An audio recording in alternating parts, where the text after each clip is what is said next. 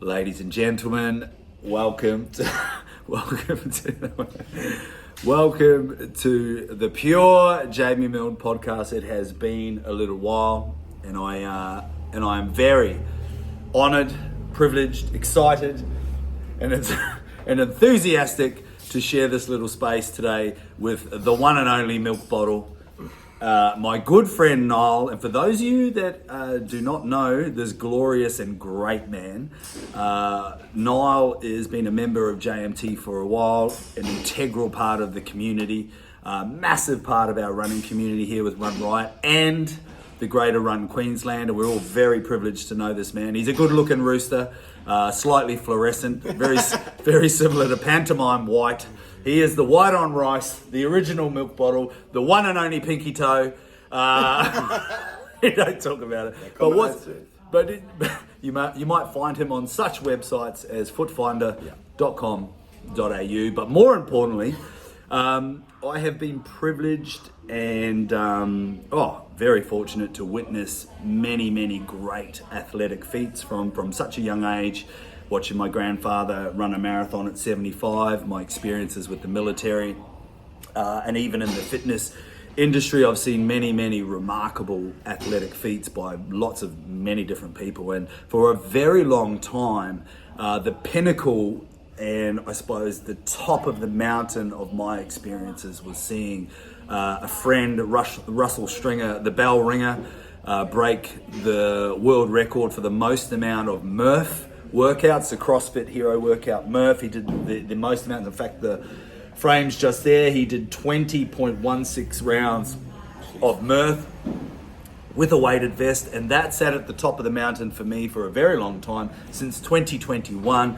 And just recently, my good friend and my brother over here, the fellow Oreo, he has climbed to that mountain in my opinion, and sits at the pinnacle of what I truly believe is one of the greatest athletic feats I've ever seen. And just recently, for those of you that do not know, is that Niall and I completed a 200-kilometre non-stop ultra marathon, and he impressed me from start to finish. His level of resilience, his undoubtable belief, his tenacity, his willingness to endure. And to me, to endure means to suffer. And when every little cell in our body and our mind and that fucking inner dialogue and that monkey brain and all of those internal interoceptive things in our body yell out and scream to quit, we find the ability to keep going. And that's what this man did. And I would love to introduce you guys to the one and only milk bottle. That was 3 minutes of an intro. I'm just sitting here reeling in that. Keep going. That's just like, I was getting a little bit turned on by it, actually. Mate, that's to put me in the same class as your granddad or people like Russ and stuff. That's humble. Thank you. Mean it, man. Mean every word. So I'll give you an intro. This is Jamie, by the way. That's it. Yeah. He's from New Zealand. He's from New Zealand. He's quite chocolatey. Yeah, that's right. Beautiful, man. But no, it was an honour to do that with you. Did well, didn't we? Very much so, yeah. And you mentioned there about to suffer, and something from the seminar the other night. You said about the word compassion, and passion. Passion means, is it French? It means passion. Passion to suffer, to be willing to suffer, and compassion means to suffer together. We were very compassionate. You were very compassionate. So that was one thing that really stood out, was the amount of compassion from you and Liz and everybody. That was what was phenomenal, to be part of that, especially yourself. Like, it was because getting involved in it, to do it with you was an honor, and then to see how you sort of treated me getting through it was.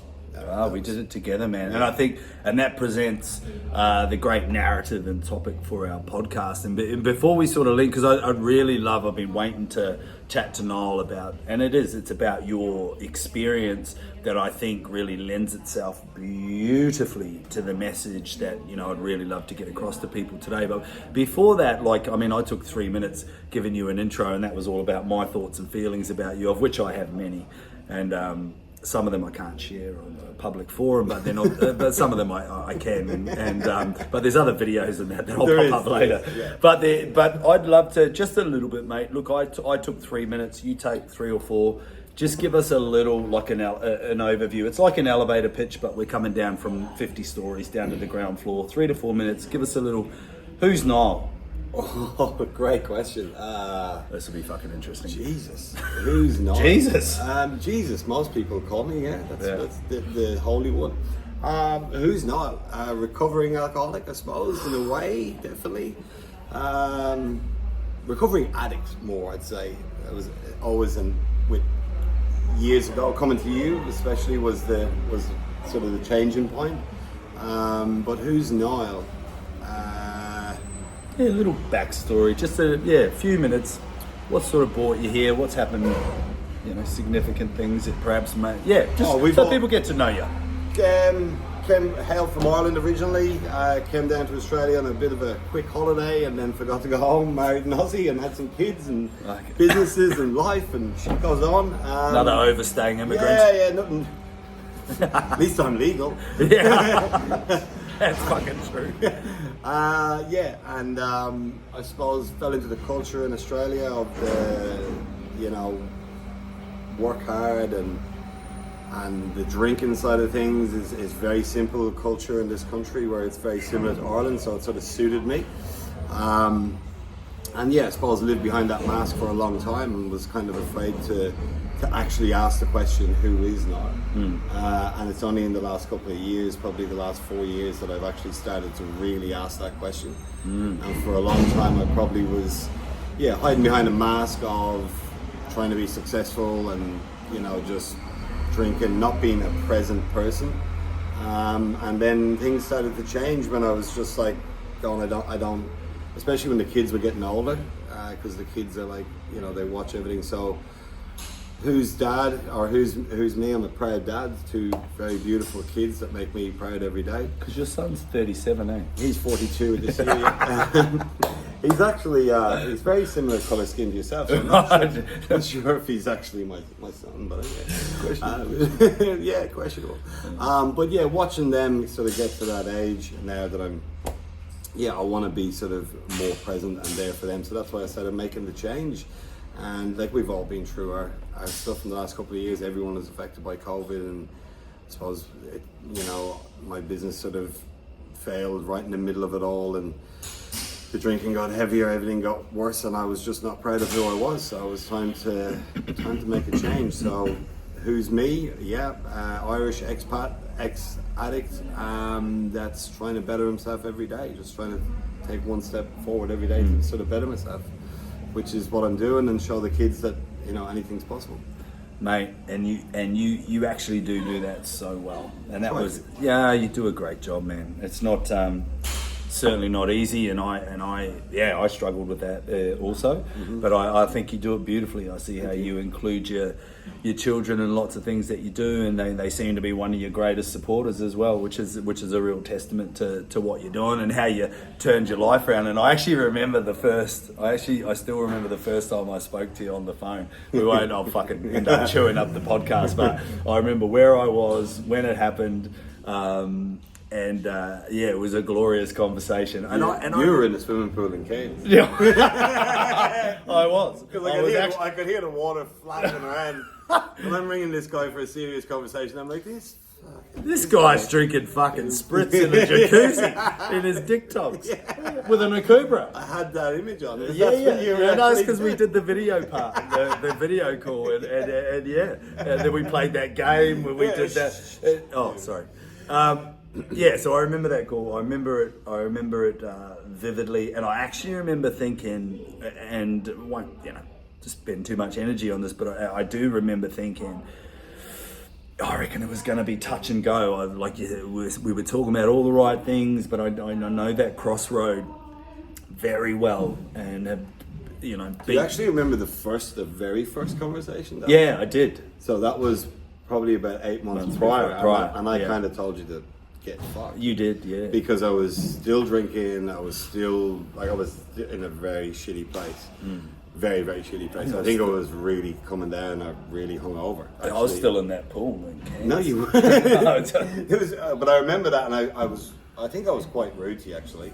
Yeah. I just cut it short because I knew if I let myself go to you that where I was going to go with it. Because no matter what I do, whether it be one thing or the next, it's always been, if you're going to do it, like go all in, like throw yourself all in and really commit to something. And so whether it was the alcohol or drugs or whatever, it was all in, addicted style. So I think I knew that very, very first early conversation wasn't very long, it was a very short one. Yeah. You hung up on me. I did. I think I actually did something stupid like that. Yeah. But then, fast forward 8-9 months later, that was the real. Yeah, we talked for about an hour. I reckon. Yeah, we're close to it.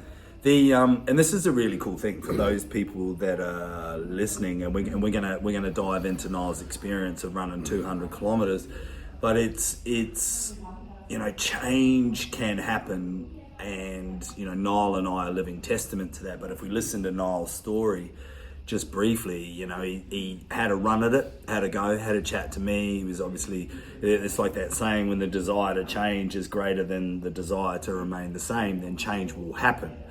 But sometimes it doesn't happen on the first punt. So we make, sometimes it doesn't eventuate how we want, and we've got to go and learn some more lessons, roll around in our own shit for a little bit longer, and then that desire creeps up again. And that's when we get these choices. We get these choices in every one of those moments, and Niall decided to make the choice to get clean and to get sober and perhaps look at other ways of living his life. And then if we fast forward a little bit, and this is the real beauty and the inspiration that I get from Niall, because I can't help but reflect from my own life, as we all do. We compare a little bit, and when I look at Niall's life from where he came from 2 years ago, or a little bit longer, we go from sticking fucking shit up our nose and drinking copious amounts of grog and running around like a lunatic, as some of us have, to running 200 kilometers. Just let that settle for a little bit and think about that. Like, most people don't want to fucking drive 200 kilometers, let alone run it, but this man did it, and he did it incredibly well. And that's what I'd love to ask a few questions. It's interesting, because like three and a half years ago, taking my fucking wheelie bin out was a chore. Like I was seriously. Well, it's probably because it was full of fucking 400 kilos of bottles. Well, I remember. This fucking thing weighs a ton. There's a fucking small European car in my wheelie bin. It's so true.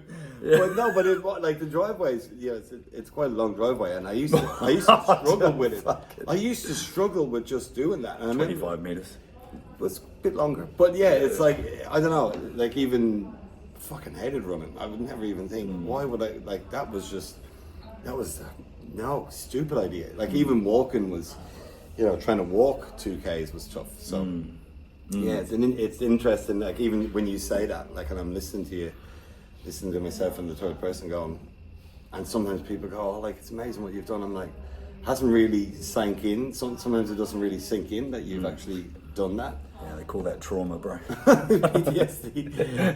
They call that a trauma response. But it's like, it's crazy to know that but that's the bit for me. That's really interesting. Well, let me ask you this: what's your, and these are simple questions, but they're tough. And if we think of them as not necessarily quick fire questions, but just because I'm going to hit you with about 5. And the first question is, what was your highlight of that whole? If you could narrow in on one particular thing that stood out for you, what was your highlight from the 46-hour event? And being up for 56 hours or whatever the fuck it was. What was your highlight, man? It's easy. There was 7-Eleven in Caboolture, mate. That was it. No, when we did the run. Not in general. No. But seriously, that conversation that you had with me there, that was the highlight. That was, I was done. I was fucking done. I was so done. I was ready just to go home, like running through your local town and everything, and I got to 160 Ks, so I'm coming into that checkpoint going, I've done 160 Ks, I've got a miler done, I'm ready to go home, I'm finished. I think Vebke came in, I was talking to her, and I just fell asleep as I was talking, like just switched off. She came up to me and said, "He's asleep. He fell asleep talking to me." I remember talking to her, and then I wake up, like, and Shannon's handing me like a cup of coffee, and but yeah, the conversation that you had with me there, that was probably the highlight for me. Was that conversation? Yeah. Could you summarize the conversation? What was the key? Because I remember the conversation, well, parts of it. It's a bit murky, but I remember. It's a bit murky. No, the whole point of the conversation, it was so training with you and sort of working with you over the years. Like, you're a very stoic, staunch man. Like, you're a coach, so you train people and you teach people certain ways to do things. So I don't know, weakness and compassion is not something that you show often, but they're like, I seen a really, like, you call this the pure Jamie Milne podcast, like I seen the pure Jamie Milne right there. It was a beautiful sort of moment, because I have a lot of respect for you and a lot of time, and you've done so much for me, but right there, right then, like when you looked at me and you said, like, you know, if you don't do this, like, it's gonna stay with you for the rest of your life. Like, you're gonna regret it. And some people will say that statement to you to make you keep moving or do things in your life, like, or just training in the gym, like, just keep going, keep trying. And you know they're not really sincere about it or anything, but like, just the way you looked at me and spoke to me and what you said about, like, you know, that you had done something in the past that you never finished and it still haunts you. And you were just like, just the way you spoke and said, just get up, we're going.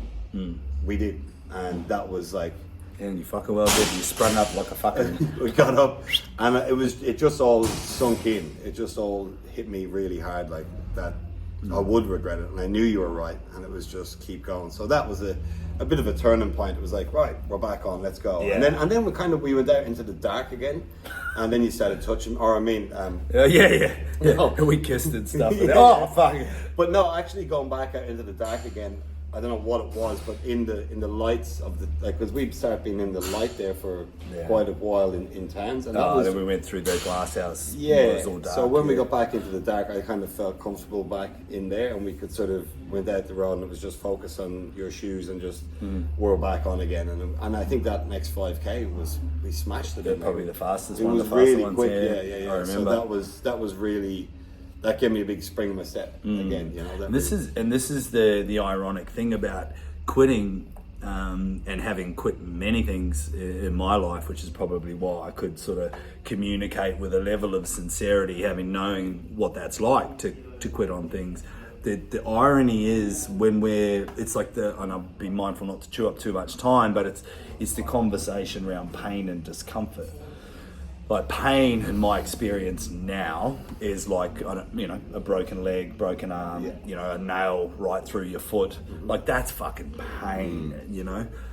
Sore knee, sleep deprivation, achy body, that's discomfort. But that discomfort compounds and really influences the way we think. And the issue is when we quit, that discomfort ends immediately, and you see so many people quit, and within an hour they're like, fuck. They're like, fuck. Yeah, and then that fucking thing stays with you forever. So unless you're, unless we, and that was the agreement we made, unless we're having a stroke, cardiac arrest, or we've been hit by a car, which nearly happened a handful of times, it's onwards. And so onwards, and it could, because for those of us that don't, that we know when we look in the mirror, or when we're in the quiet time by ourselves in the early hours of the morning, or it's gonna be there. It's going to come back and go, you actually fucking, and I say the term respectfully, but we pussy out on ourselves and quit. But happiest moment of the 200K, the happiest moment, the moment that gave you the most amount of gay abandon, joy, glee, which. The happiest moment? I think Story Bridge. Story Bridge was cool. That was cool. Getting sort of gone past my PB, but it was a joyous time in Brisbane. It was hot. It was, I'm on the story. I don't think I'd ever walked over the story bridge. Yeah, I don't think I would. Or anything, you know. So that was pretty cool. But mostly was, I think, the support from people and the money that was raised for the kids. Like, that was, apart from everything else, like, we had the easy part.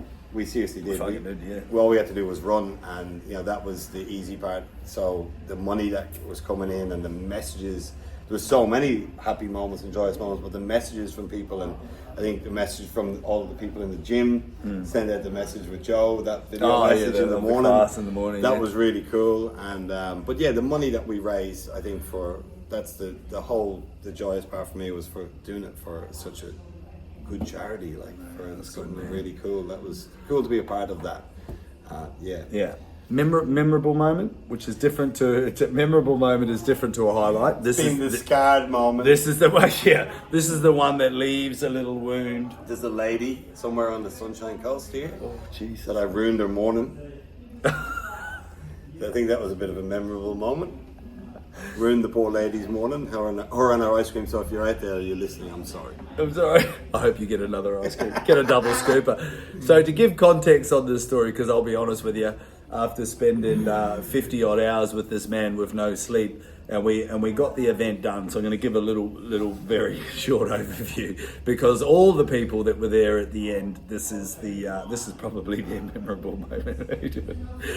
When Niall was a child, he in Ireland, which was similar to New Zealand, we had these they're like oil heaters, those like almost like radiators on the walls, and I had them at my grandparents' place as well. But Niall's caught his foot, walked into it, snapped his little toe, and so forever his pinky sticks up like this.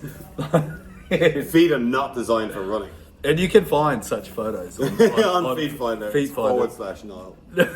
There's a photo of him like this. Winkle toes. So anyway, he whips off his shoes at the end of the 200k. So we arrive at Happy Valley. He takes his shoes off. None of us are none the wiser. We have no idea about this inconspicuous toe.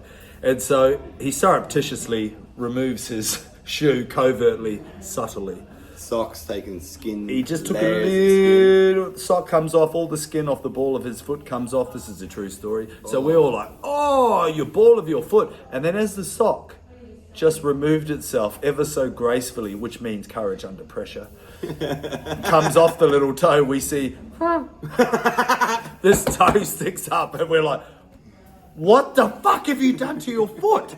So we're thinking the 200Ks has broken his pinky toe and it's sticking straight up. And he says, no, this is how it always is. I've had it since I was a child. Yeah. So we all thought that we were running with a...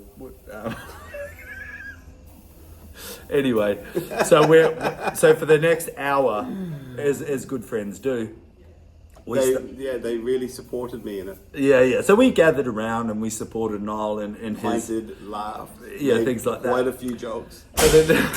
And then this lady's going past. She would have been mid-50s, early 60s. Just quietly enjoying her ice cream. Funny. On a Friday morning, minding her own business. Niall's like trying to fix the skin on the ball of his foot. We're all fucking laughing at him. This lady walks past, like enjoying her lemon meringue gelato, walks past and just happens to glance down on the ground to the left at Niall's pinky, and turns, looks him dead in the eyes, and says quite abruptly, "Oh, that's just put me off my ice cream." Mm-hmm. Yeah. So I do apologise, but that was my most scared moment. Poor man runs for 2 and a bit days with no sleep, raising $15,000 for charity, and gets some middle-aged woman fucking having a stab at the one thing he can't fix, which is his pinky that sticks straight up. Have you still got those Crocs with the? Yeah, with the little hole. I had to cut a sunroof in them. But yeah, no, that was pretty cool. But no, the most memorable, I think, was the kids coming out to see me as well. The kids, because we ran past. That's right. And that was really cool. So the same 3 questions though have to be fired back at you. I've got 2 more for you. Oh, okay. Well, go on. You're well, then we'll just reverse it. You're the VIP. Oh, okay. Am I getting paid for Hey, boy. It's just what currency. What are you most grateful for after the 200k? Where's the most appreciation going? For myself. Beautiful. Yeah. Why? Because I did it. And I did as much as you sort of gave me the tools to sort of think and use and think about what was going to happen if I didn't. But just grateful that I've actually brought myself to this place and did it and actually got it done. And not just the run, it's everything. You know, you always say running's about everything but running. That like it never made sense to me. I was like, he's fucking philanthropist going on about this guy fucking thinks he's fucking Carl Young over here. Fucking hell, suck a golf ball through a garden hose.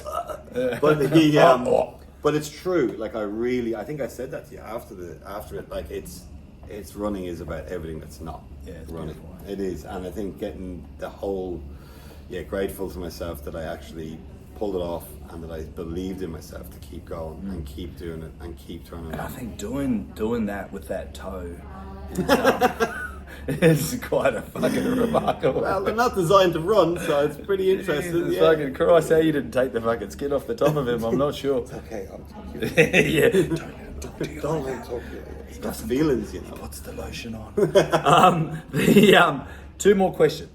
Two more questions, and we will wrap this up. Okay. Second to last question. What was your greatest learning? What have you learned? The number one. I'm sure you learn a lot of things when you spend that much time awake in those conditions. We learn a lot of things, but if there was one thing that really stood out amongst everything else, what was the one thing you learned that you didn't know before, but you now do, thanks to that 200-kilometer run? I know what I fucking learned. Jesus. I can run with it. Anything's possible. Abnormal toe. What's that? You're the I want biggest. one. You purchased the most amount of photos on my I know, Viewfinder page. I actually set up an easy debit. $17.95. So you get the weekly subscription? Yeah, I do. I get the updates. Anything's possible, and that's such a fucking loosely thrown around statement by everybody. Anything's possible. Your dreams, blah blah blah. It gets thrown around by some people that haven't done anything. But anything Yeah. is fucking possible. Like, as much as I was in a really bad way and didn't want to go on, like, keep going. And I think that's really taught me the lesson that, because, you know, I don't shy away from anything, but at the moment, you know, it's hard in this country for everyone at the moment with the cost of living, and everyone's struggling, and I'm actually really struggling myself, but it's like, that lesson is anything's possible. Like, just keep trying, you know, just keep going.